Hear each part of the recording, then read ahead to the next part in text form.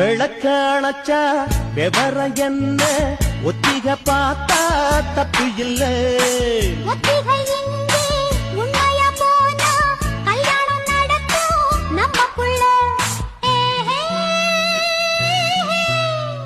இன்னும் என்ன நம்பவில்லையா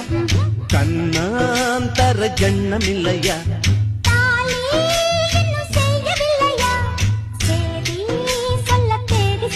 விளக்கணச்சா விவரம் என்ன ஒத்திக பார்த்தா தப்பு இல்ல